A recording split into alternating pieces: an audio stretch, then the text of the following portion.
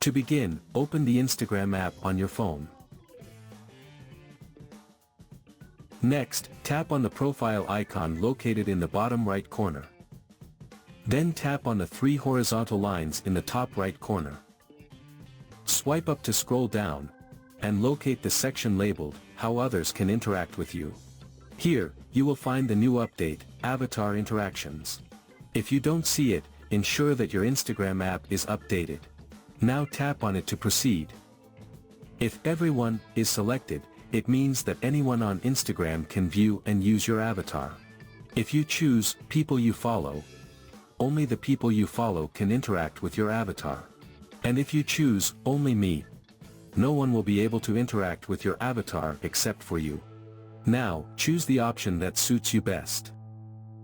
So that's how you can choose who can interact with your avatar on Instagram.